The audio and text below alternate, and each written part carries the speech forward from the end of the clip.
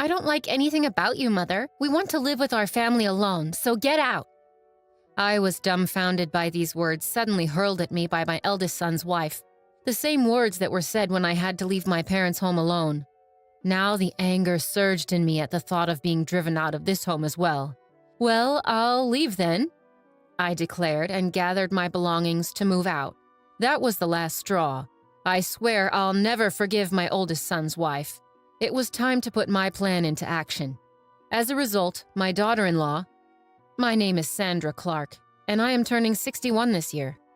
Though I'm technically retired, I'm fortunate enough to still be working. Even though I'm still working, it's not like I'm going to the office every day. I drop in occasionally and attend meetings.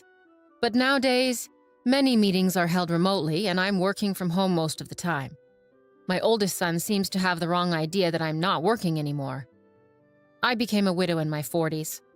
Currently, I'm living with my oldest son and his wife. My parents' home is an old house just with a large property. It has its issues, but I really liked the place. That was the reason that made moving out difficult. I never had any financial difficulties in my life. Most of my late husband's insurance payout is still untouched.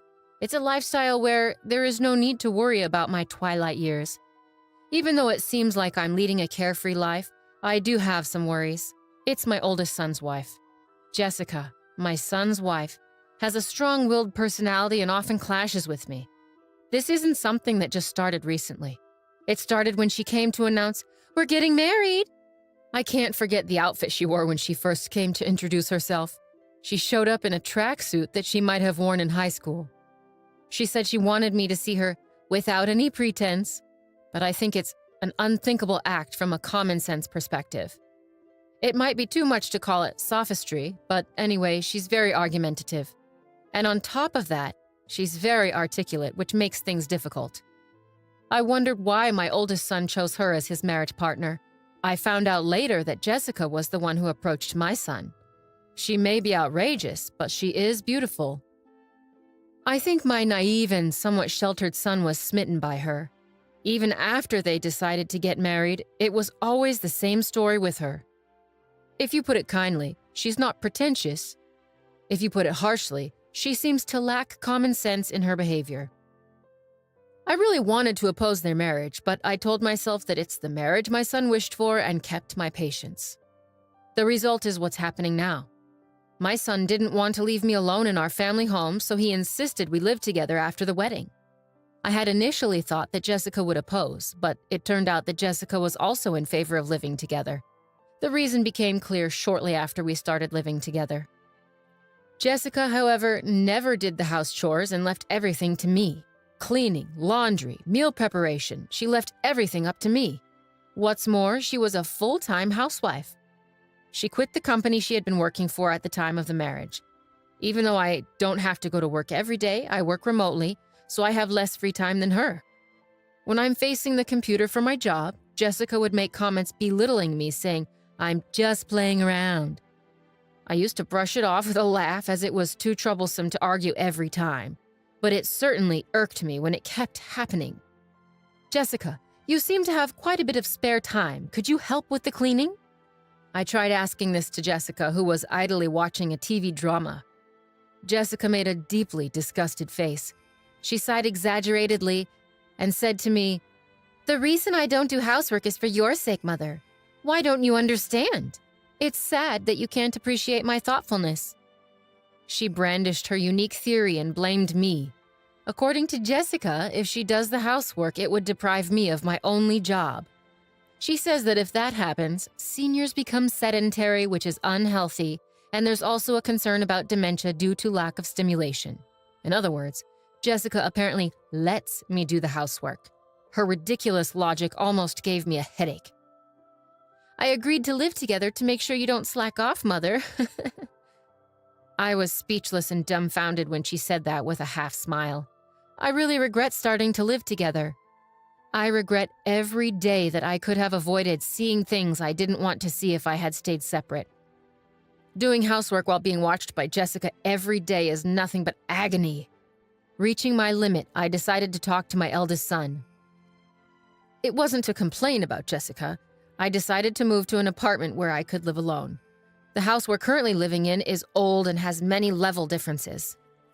I had hurt my back last year due to my age and deterioration, and there were many hard points for me. I talked to my son about the difficulty of living in this house, and I moved to an apartment. I felt like I had been driven out by Jessica, but I do not regret leaving. The new apartment is a rental. I thought it might be a bit too big for living alone, but I contracted for a room large enough for my grandchildren to stay over in the future. I had the interior customized to my taste, and my own castle was complete. But my joy was short-lived as Jessica began to come over every day and stay until night. "The new apartment is really nice. Isn't it too big for you, Mother?" Jessica said, lounging on the living room couch. "Come on, Mother, come back to your old home and do the house chores. It's for your health and longevity." Unbelievably, Jessica is telling me to go back to the old house and do the house chores during the day. She's so self-centered and it makes me dizzy.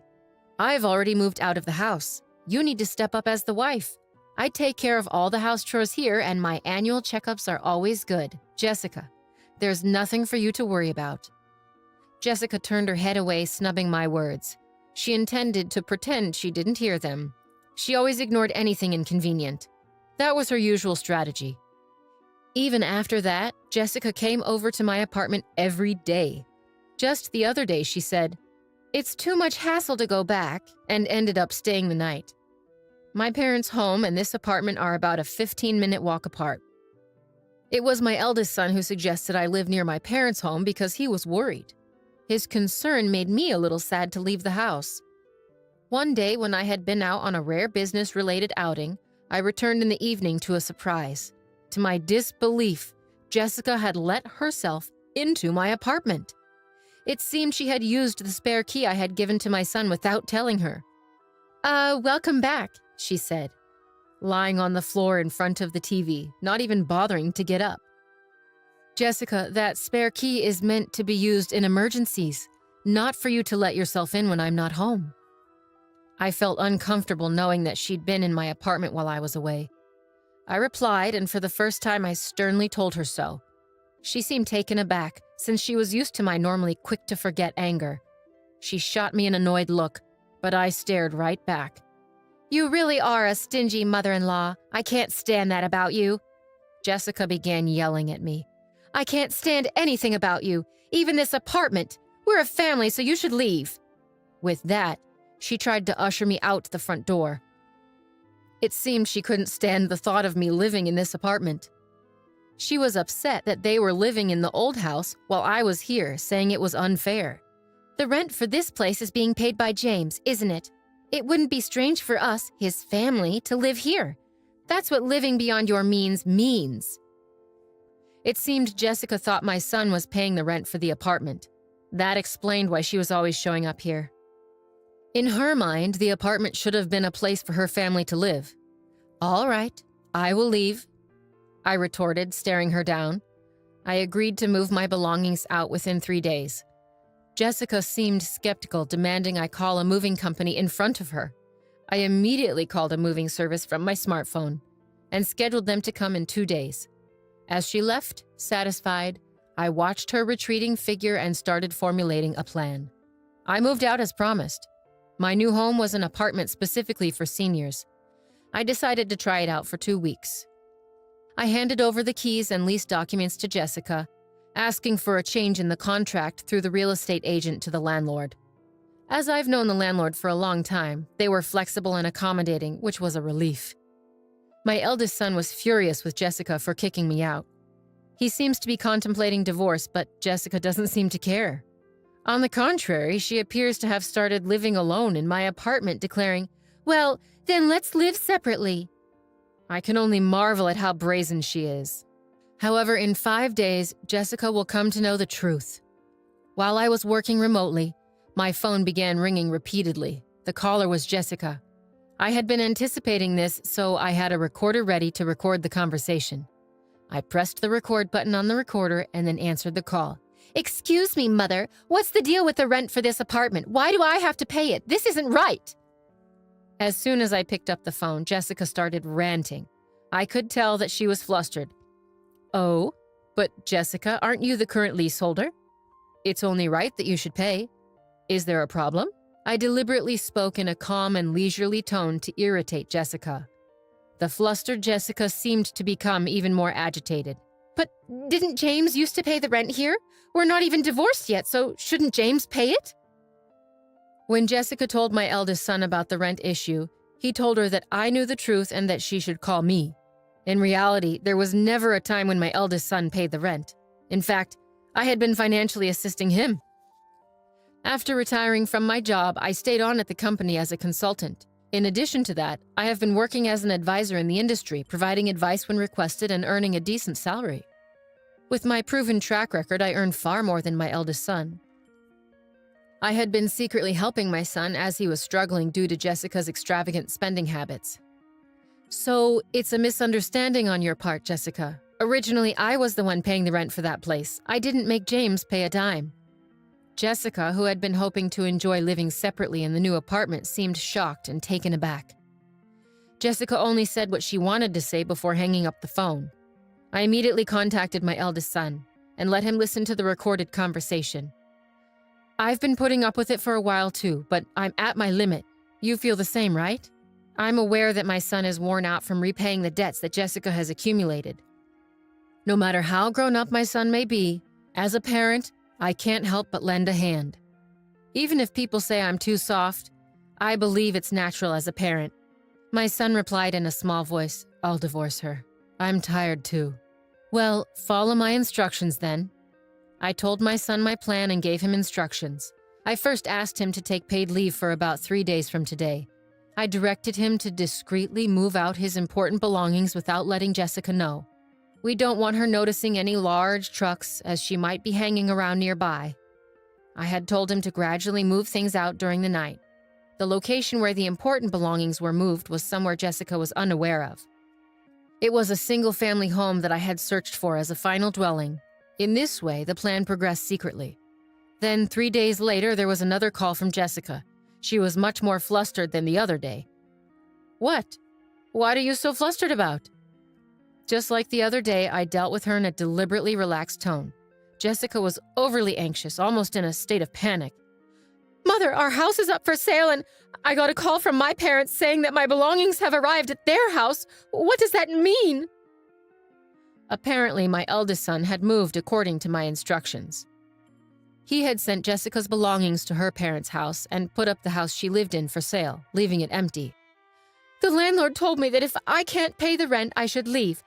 I thought I should consult with James, and when I got home, there were chains and a padlock on the gate, and I couldn't get in. There's even a for sale sign up. Jessica was almost hysterical. She must have been surprised when she got home. I have already formally entered into a sales contract with the realtor. We can't get into that house anymore. Jessica, there are a few things I want to correct. I started off like that. Now is the time to vent all my built-up stress. Firstly, I'm no longer your mother-in-law, right? Yesterday, James should have filed for divorce. You signed it, didn't you? You and I are strangers now. Yesterday, my eldest son had submitted the divorce papers to the city office. It seems that the divorce papers were signed by Jessica a long time ago. Threatening to divorce if he didn't do as she said was apparently a habit of hers. My eldest son thought that one day Jessica would rehabilitate. She was the person he had loved enough to marry. When threatened with divorce, he had no choice but to give in, as he once told me. But it seems my eldest son has woken up. He signed his name on the divorce papers that were always used as a threat and submitted them. The divorce papers have been formally accepted.